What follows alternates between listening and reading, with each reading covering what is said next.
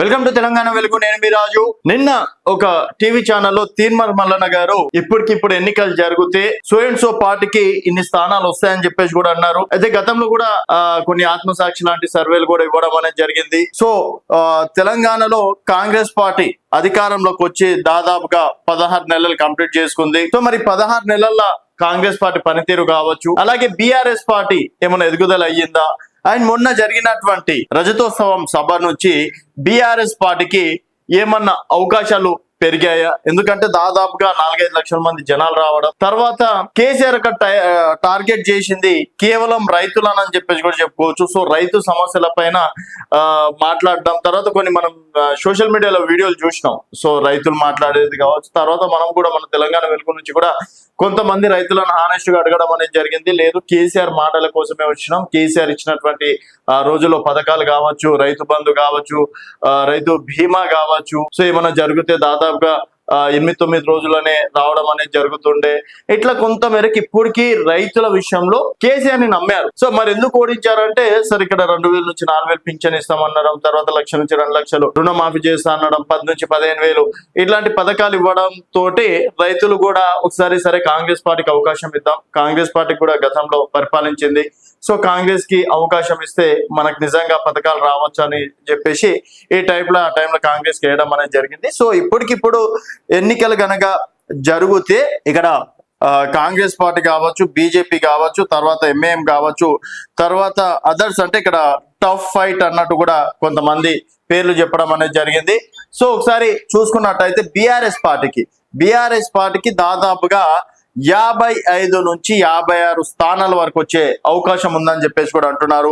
అలాగే కాంగ్రెస్ పార్టీకి చూసుకున్నట్టయితే 25 నుంచి కేవలం 28 స్థానాలు మాత్రమే ఇప్పుడు ఉన్నటువంటి పరిస్థితుల్లో వచ్చే అవకాశాలు ఉన్నాయన్నారు. తర్వాత భారతీయ జనతా పార్టీకి మాత్రం చూసుకున్నట్టయితే కేవలం 15 నుంచి 18 స్థానాల వరకే వచ్చే అవకాశం ఉంది.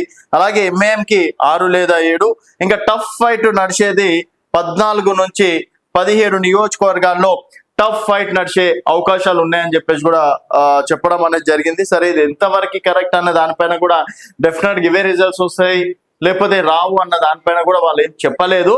సో ఒకవేళ అంటే మనం చూసుకున్నట్టయితే ఇక్కడ ఏంది, మనకి 60 స్థానాలు, ఎవరికైతే 60 స్థానాలు వస్తాయో వాళ్ళు అధికారంలోకి వచ్చే అవకాశం ఉంది. 2014లో చూసుకున్నట్టయితే బీఆర్ఎస్ కి 63 స్థానాలు రావడం అనేది జరిగింది.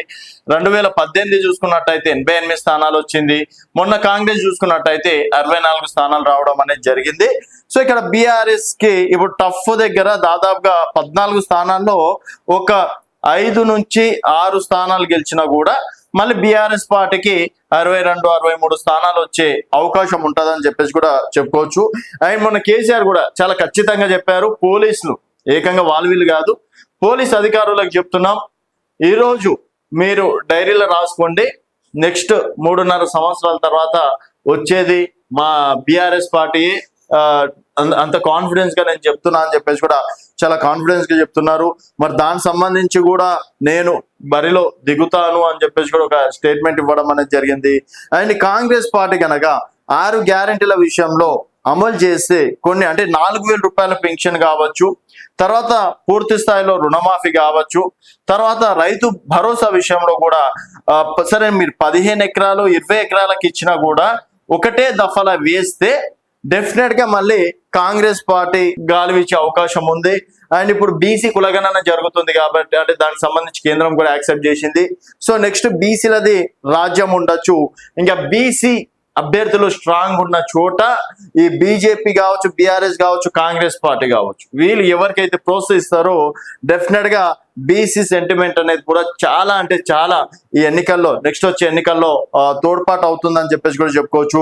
మరి Bharatiya Janata party double engine సర్కార్ తోటి చూసుకున్న ఇక్కడ కేవలం 15 నుంచి 18 మాత్రమే ఉన్నాయి.